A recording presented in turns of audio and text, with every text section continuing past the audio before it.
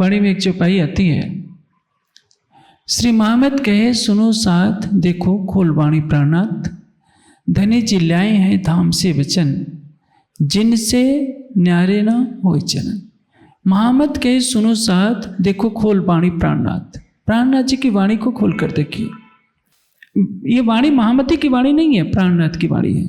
महामत कहे सुनो साथ, देखो खोल वाणी प्राणनाथ, क्योंकि पहले ही कह दिया ये वचन महामती से प्रकट न हो, ये वचन मेहराज न प्रकट न था, एक की कर जिन जानो मन, धनित जी लाए धाम से वचन। आगे क्या कहते हैं?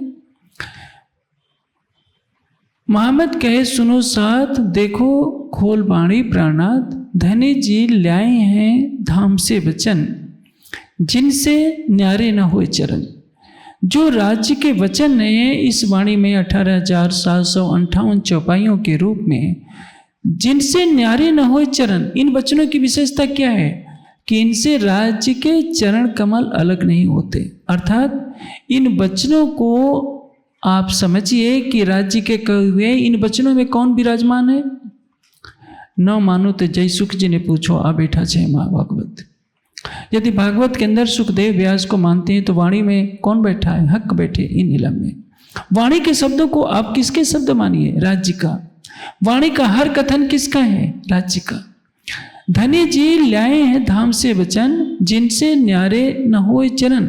राज्य का स्वरूप इन वचनों से कभी अलग नहीं होता।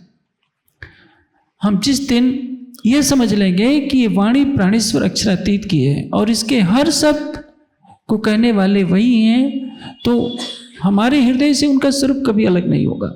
इसलिए यहाँ चरण शब्द का प्रयोग है। चरण का मतलब केवल ये बाह्य चरण नहीं, नख से सिख तक का स्वरूप समझ लीजिए कि वो चरण का है। पहले कह दिया उन्होंने कि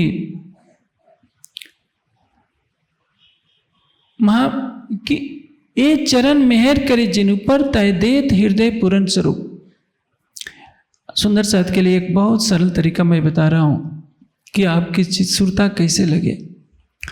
मुखारविंद में कई समस्याएं होती हैं, चेहरा कैसे बनाएं ये कठिन होता है। चरणों का भाव आप सरलता से ले सकते हैं।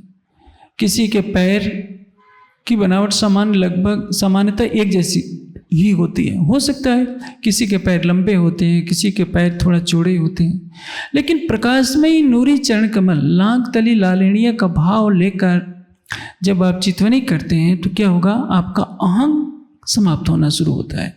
आपके हृदय में प्रेम की प्रगाढ़ता होती है। प्रेम क्या है? अक्षरातीत के हृदय का बहता हुआ रस है। जैसे एक माली जब पौधा लगाता है तो उसके आसपास खर पतवार नहीं उगने देता, क्योंकि उसको मालूम है कोई खर पतवार उग जाएगा तो मेरा लगाया हुआ पौधा बढ़ेगा नहीं। इसलिए राज्य का प्रेम जब तक हृदय में नहीं आ सकता, तब तक हृदय में नहीं आ सकता जब तक हमारे हृदय से अहंकार की ग्रंथियां सभी समाप्त न हो जाए। आप किसी बड़े अधिकारी के सामने जाएंगे तो आंखें मिलाकर बातें करना कठिन हो जाएगा। आपकी आंखें झुकी रहेंगी, किसको देखेंगे? चरणों की तरफ देखेंगे। जो बराबरी में होता है उसको आंखें मिलाकर देखा जाता है। और जिसके प्रति अतिशय श्रद्धा होती है तो क्या करते हैं? जब बच्चा कोई गलती करता है तो अपने शिक्षक के पास या माता पिता से यदि कठोर स्वभाव वाले हैं तो आंखें ऊपर नहीं करेगा, हमेशा चरणों में देखता रहेगा। उसको विश्वास है कि चेहरे पर देखूंगा तो हो सकता है क्षमा न मिले, लेकिन चरणों में देखूंगा तो पिघल जाएगा। इसलिए जिनकी सुरता नहीं लगती है, जिनका मन भागता है और राज्य की तरफ चेहरा नहीं आता है राज्य का, तो केवल चरणों का ध्यान कीजिए। ए चरण करे जिन ऊपर, ए चरण मेहर करे जिन ऊपर, ताय देत हृदय पूर्ण स्वरूप।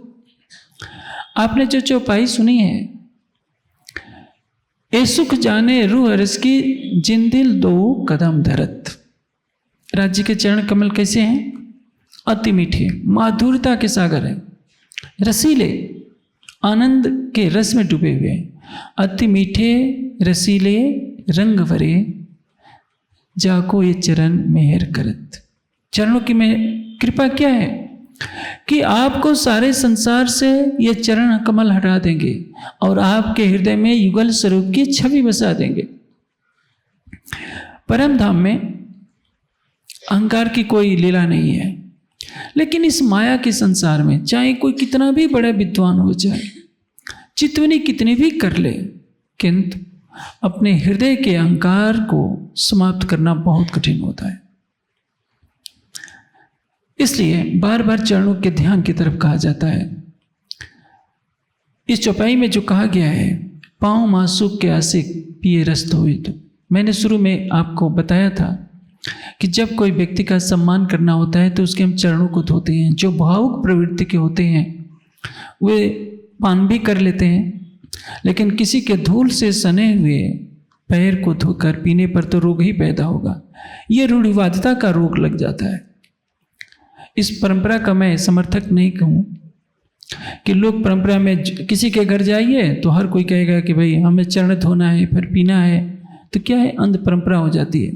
गुरु पूर्णिमा के दिन प्राय अपने गुरुजनों को लोग ऐसा करते हैं, प्रवाही समाज में बहुत ज़्यादा होता है। उस दिन गुरु के चरण धोकर के पिए जाते हैं, लेकिन एक परंपरा निभाई जाती है। इसी परंपरा निभाने से कोई फायदा नहीं, क्योंकि ये परंपरा कभी कभी अंध परंपरा में बदल जाती है। हृदय में भाव नहीं है, औपचारिक रूप से किसी के पैर धोकर के पीने से कोई विशेष उपलब्धि नहीं होती है, लेकिन इसका जो आध्यात्मिक अर्थ है, पाँव मासूक के आशिक पिए रस धोए धोए। किसी के चरण को धुलाने की परंपरा क्या थी कि पैरों में धूल लगी रहती थी, वो स्वच्छ हो जाए तब उनको आसन दिया जाता है।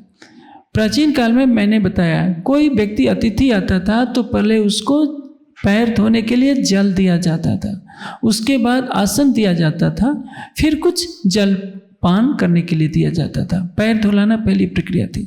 लेकिन प्रेम में एक ब्रह्मात्मा के लिए राज्य के चरण कमल ही सर्वस्व हैं। जिसके हृदय में युगल स्वरूप के चरण कमल बस गए, कि सुख जाने रूअर्स की जिन दिल दो कदम धरत। जिसके हृदय में राज्य अपने दोनों चरण कमल रख देंगे, उससे बड़ा सौभाग्य और क्या होगा।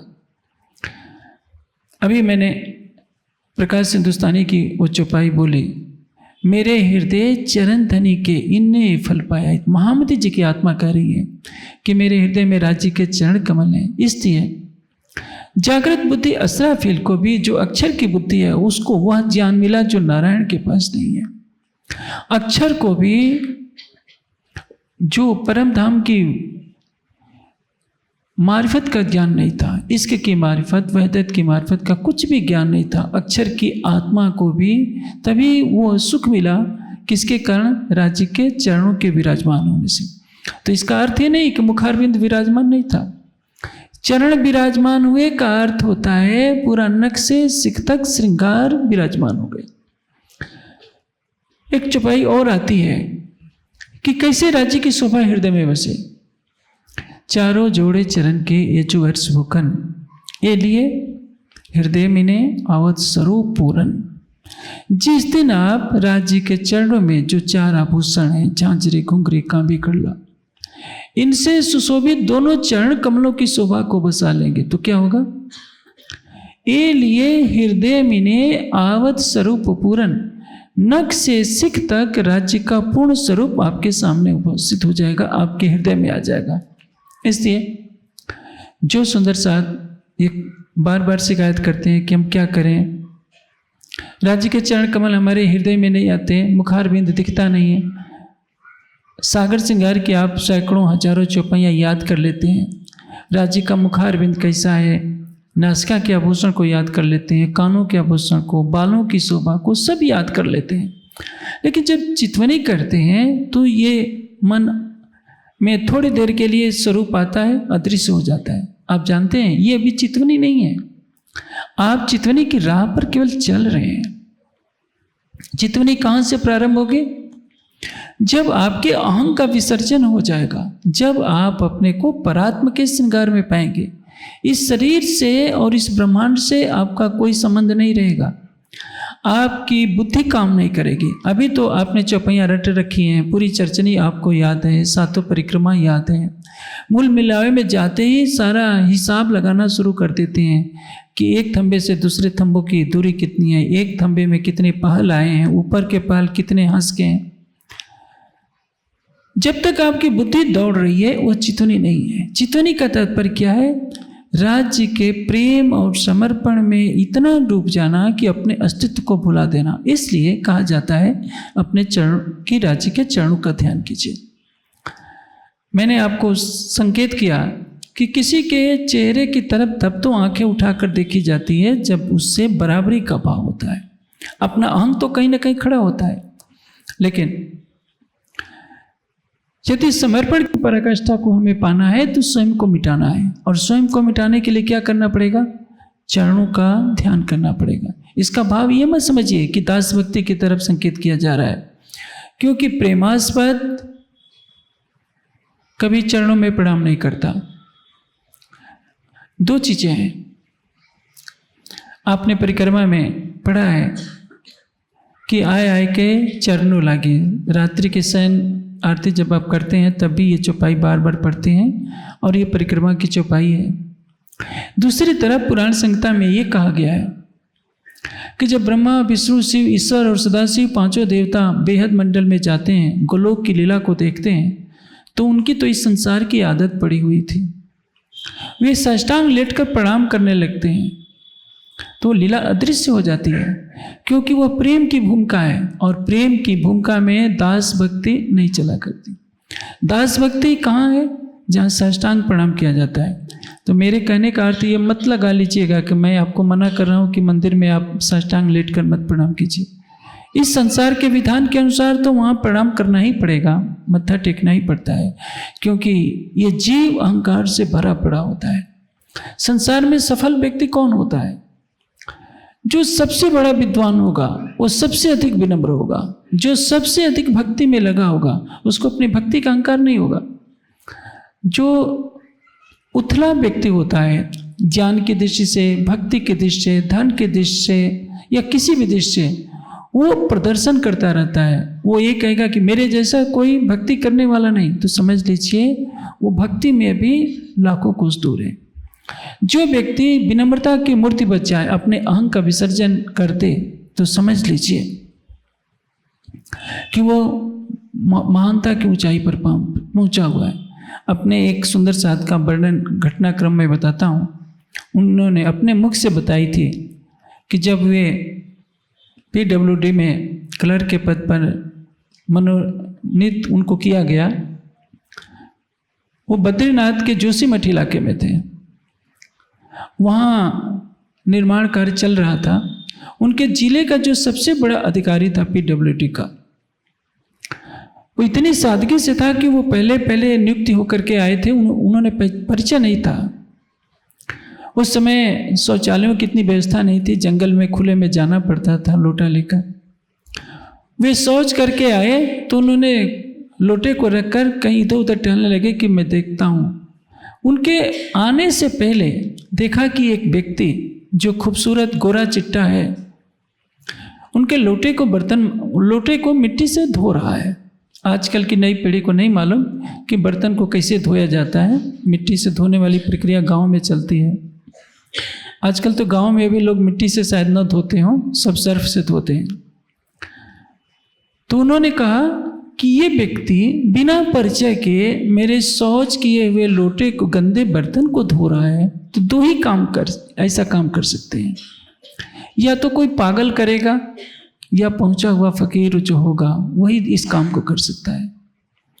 जिसके पास बुद्धि नहीं है वही दूसरे के शौच के लोटे को तो धोएगा, या जो इतनी आध्यात्म की ऊंचाई पर पहुंच गया हो, जो छोटे बड़े की भावना से रहित हो गया हो, वही ये काम करेगा। सामान्य व्यक्ति नहीं कर सकता।